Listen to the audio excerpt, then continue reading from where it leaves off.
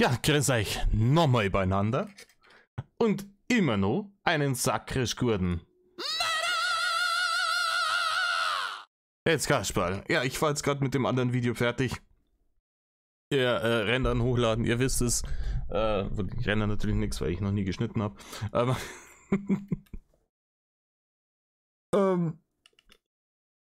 die Cringe-Parade geht weiter. Rainer hat wohl heute wieder fürchterlich Langeweile und ist der Meinung, er muss cringigen Bullshit auf TikTok rausknödeln. Und diesen cringigen Bullshit, den schauen wir uns jetzt zusammen an. Ist es immer nicht viel. Das eine hatten wir jetzt im letzten Ding hier, dieses Duett-Ding von wegen mit der Rache. Ja. Dann schauen wir mal, das eine habe ich schon gesehen, das ist hier Dr. House, Vergewaltigung. Bitte sehr. Das Leben ist Schmerz. Ich wache jeden Morgen damit auf und gehe damit zur Arbeit. Wissen Sie, wie oft ich deswegen schon aufgeben wollte? Oder den Stecker ziehen? Ja, erstens natürlich im Vergleich hier wieder mit einer fiktiven Figur. Dr. House, im Übrigen, Dr. House ist eine großartige Serie, die schaue ich irgendwie immer wieder gern. Der tatsächlich irgendwie physische Schmerzen hat. Unverschuldet größtenteils. Also, eine dramaturgische Geschichte und das alles ist genau so wie bei Rainer ist es eigentlich. Der Schmerz und der ist genauso stark und der hält das alles durch und Rhabarber. Kannst du alles nicht mehr ausdenken. Beim nächsten Ding geht's warum schauen wir Animes? Und go. Schauen wir eigentlich Anime? Der Grund, warum wir Anime schauen, ist simpel. Wir flüchten vor der Realität, wo es so viel Hass und negative Einflüsse gibt, in ein nicht existierendes Universum voller Träume und Fantasien. Wir versetzen uns in die Protagonisten und fühlen die gleichen Emotionen. Wir binden diese an uns und in schweren Zeiten erinnern wir uns an ihre Persönlichkeit, was uns eventuell einen Push geben könnte. Durch Anime lernt man auch vieles dazu, was sich im echten Leben auch zeigen kann. Durch viele Anime lernst du auch zu erkennen, wer dein Freund und wer dein Feind ist. Deswegen solltest du niemals einen Anime verurteilen. Erstens mal ist das mal wieder, wie gesagt, ich weiß, viele Leute stehen auf Anime, ich bin jetzt nicht so der riesengroße Anime-Fan. Das wisst ihr, das habe ich ja schon ein paar Mal gesagt. Wer das geil findet, ey, more power to you, gönnt euch die Scheiße. Aber es ist halt, ich weiß nicht, wer das... Es ist erstens, ist es halt Schwachsinn, ja. Klar, ich sehe das, ich lese auch sehr gerne Fantasy-Bücher und alles. So, man kann abschalten. Ne? Man taucht da irgendwie in eine andere Welt ein, das ist schon alles richtig. Aber man kann es halt auch übertreiben. Ich mache das, mir Fantasy-Serien, Filme, Bücher und so einen Scheiß geben. Spiele, um abzuschalten, ja, um auch ein bisschen hier mal nicht über den ganzen Scheißdreck nachdenken zu müssen, der da draußen auf der Welt passiert. Ob es jetzt Krieg ist oder Inflation, den ganzen Rotz. Ja? Und man muss aber wissen, als erwachsener Mensch, wann man dann aber auch wieder sich um die Realität zu kümmern hat. Ich kann nicht mein komplettes Leben drauf aufbauen, was in meinen Fantasy-Serien passiert. Oder in seinem seinem Fall seine Anime-Serien. Das funktioniert so nicht. Das ist so eine kurzfristige Escape-Geschichte, die man sich mal gönnen kann, um komplett irgendwie am Radl zu drehen. Aber ich kann doch nicht die Charaktere aus diesen fiktiven Geschichten nehmen und sagen, nee, mein Leben ist ganz genauso. Und wenn es nicht so ist, ja, wenn die Realität dann irgendwie sagt, nee, dann ist er Hater. Das funktioniert so nicht. Aber da wissen wir, das ist das, was ich seit Monaten sage. Rainer begreift diese Grenze nicht zwischen Fiktion und Realität. Rainers Welt besteht aus dem Zeug, was er sich in seinen Animes gibt, weil die echte Welt scheiße ist für ihn. Und ja, die echte Welt ist oft scheiße, aber die echte Welt ist auch manchmal geil. Und Animes helfen mir halt nichts, wenn ich meine Steuer machen muss. Oder wenn ich meine Rechnungen bezahlen muss. Oder wenn ich arbeiten muss. Das bringt halt alles. Ich kann dann auch nicht sagen, ja hier, aber hier der Kakake vom Hin- und Her-Anime, der ist auch nie arbeiten gegangen und ist trotzdem der große Held. Ja, warum muss ich jetzt, ja, weil Kohlen rein müssen. Ja, hier, wie sie nicht alle heißen, die Dragon Ball Leute, so, die haben auch nie Steuererklärung gemacht. Ja, ist richtig. Ja, aber so läuft's halt in der richtigen Welt. Denn vielleicht hat genau durch diesen Anime eine andere Person etwas Neues dazugelernt, oder sich eine bestimmte Eigenschaft angeeignet. Weil er ist wieder so tiefsinnig, wie er sich fühlt. Er fühlt es so sehr, was das gerade für ein Spaß ist. Dieses Video hat die Botschaft, du solltest niemals einen Menschen verurteilen, weil er Anime schaut oder einen Anime mag, den du nicht magst. Wie gesagt, verurteile ich ja auch nicht. Ich habe überhaupt kein Problem damit. Ich habe mir vor ein paar Monaten auch mal irgendwie so ein Ding angeschaut, weil mich das Thema interessiert hat, worum es da ging. Und weil es zufällig auf Prime war.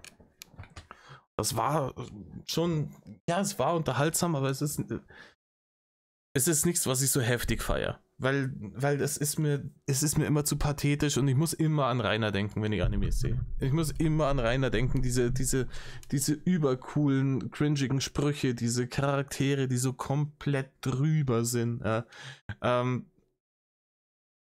Nee. Und, ja. Für Rainer ist das die Realität. Rainer ist der Meinung, so wie im Anime muss es laufen. Und so wird es bei ihm irgendwann. Irgendwann wird es so. Der Traum wird wahr. Und ja, hier sitzt er im Zug. Wieder aus dem Hotel geflogen. Von heute. So. Ich sitze mal wieder im Zug. Bin jetzt wieder mal aus dem Hotel geflogen. Im Übrigen ist dieselbe Maske. Ich habe im vorherigen Video gesagt, wahrscheinlich sitzt er gerade irgendwo im Zug. Da sitzt er im Zug und nimmt ein TikTok nach dem anderen auf, was schmalzig ist. Alter. Wieder mal nirgendwo unterkommen, weil Hater wieder Stress machen. Ja. Die Gemeinde will sich jetzt nicht darum kümmern, mir eine Unterkunft zu besorgen. Ja, die Gemeinde will sich nicht darum kümmern, dir eine Unterkunft zu suchen. Sag mal, hast du einen Schuss nicht gehört? Rainer, du hast letztes Jahr im Herbst die Bude verkauft. Das ist fast ein Jahr her. Du hast da widerrechtlich noch bis Anfang März gelebt, obwohl du eigentlich Anfang Januar hättest raus sein sollen. Du hattest Oktober, November, Dezember, Januar, Februar, 5 Monate, fast ein halbes Jahr Zeit, dich um eine neue Bleibe zu bemühen. Und du hast da stattdessen ein Auto gekauft. Und eine VR-Brille. Und hast versucht, Leute zu überfahren. Und hast gesagt, hier, haha, ihr habt das falsche Kabel durchgeschnitten, das Glasfaser läuft unterirdisch. Ja, da müsste der schon den Verteilerkasten kaputt machen und dann, oh, diese Arschlöcher haben den Verteilerkasten kaputt gemacht. So eine Scheiße hast du gemacht. Du hast provoziert, Scheiße gebaut, du hast dir einen Ford Ranger gekauft. Obwohl du gewusst hast, dass du bald keinen Führerschein mehr hast. Und jetzt sollen andere sich darum kümmern, dass du eine neue Bleibe hast. Sag mal, bei dir pfeift der Wind aber auch durch die Ohren durch, oder? Es ist halt auch wieder so dieses Hin- und Hergeeiere, dass man mich die ganze Zeit versucht abzuschieben, woanders hinzuschieben. Natürlich versuchen die dich abzuschieben. Hast du mal aufgepasst, was in den letzten 10 Jahren bei dir passiert ist im Dorf? Hast du das mitgekriegt vielleicht? Natürlich wollen die dich da nicht mehr haben.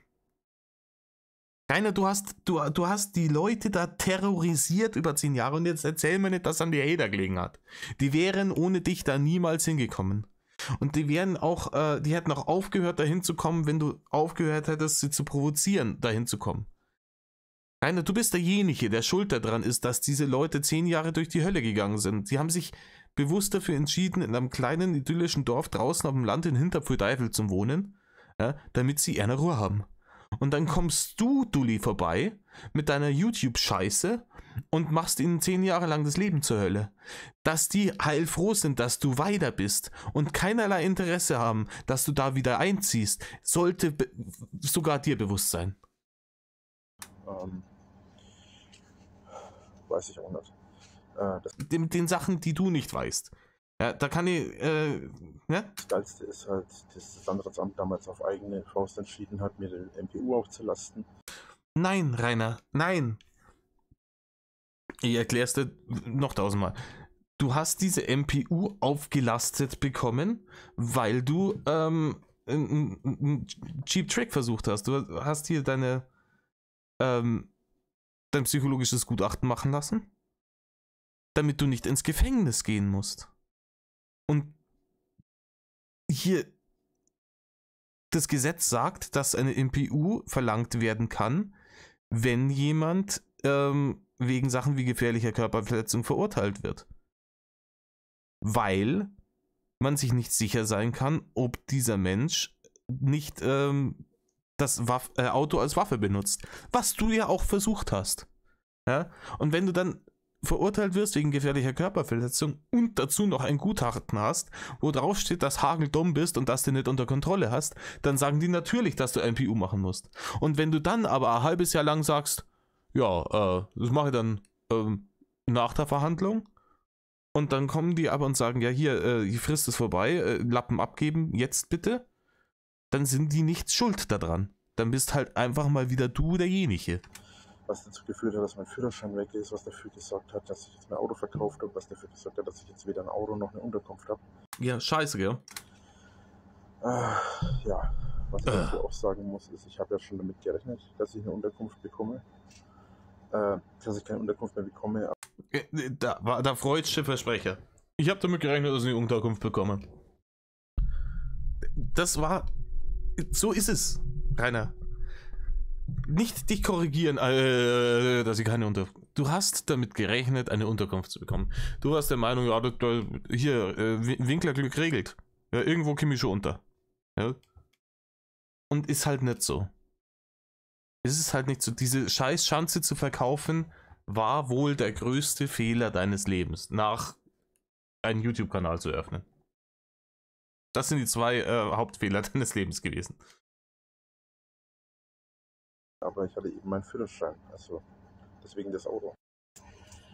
Ja, er hat ja seinen Führerschein und deswegen das Auto. No shit. Jetzt habe ich keinen Führerschein mehr und auch kein Auto mehr.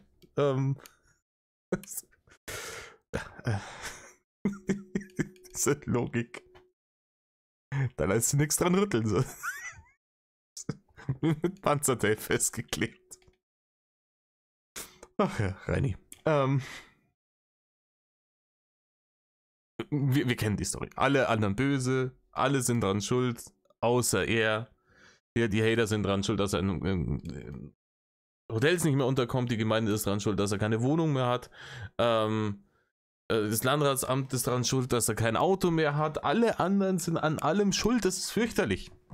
Es ist wirklich fürchterlich. Die ganze Welt will ihn scheitern sehen.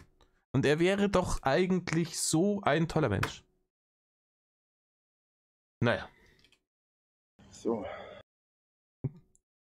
Und damit entlasse ich euch jetzt hoffentlich in die Woche. Ich hoffe, da passiert heute nichts mehr. Ich werde heute Abend für mein Nebenprojekt, für die Leute, die es interessiert, es haben immer wieder mal Leute gefragt, auch unter den Videos, nochmal ein Video aufnehmen. Es wird definitiv noch dauern, bis die ganze Scheiße veröffentlicht wird, weil wir kommen selten dazu. Wir sind beides viel beschäftigte Menschen und wir kommen alle paar Wochen dazu, dass wir uns da hinsetzen und so eine Session machen, und das sind dann jedes Mal zwischen einer halben Stunde und einer Stunde Material, auf das reagiert wird. Da kommen dann zwischen 2 und 3 Stunden Video jedes Mal dabei rum, und wir sind danach durch. Also wirklich komplett durch. Und deswegen können wir dann auch nicht mehrere Folgen an einem Tag aufnehmen. Sondern wir machen dann eine Folge und dann schauen wir, wann wir das nächste Mal wieder Zeit haben, dann machen wir die nächste Folge. Und, aber also die Sachen, die wir bisher im Kasten haben, sind sehr, sehr schön. Auch wenn mein Rechner ein Hater ist, der zwischendurch immer gerne meinen Arsch hochgemacht hat. Aber das kriegt er dann alles mit. In diesem Sinne, tut nicht, was Rainer tut. Vor allem nicht irgendwelche cringigen TikToks in der Bahn aufnehmen. Das ist nämlich cringe.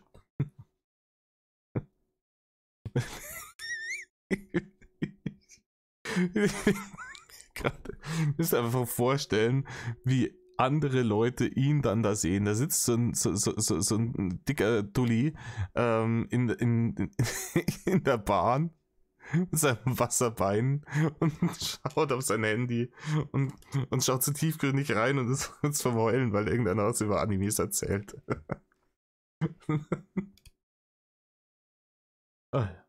Also, tut nicht, was Rainer tut. Und Metal auf.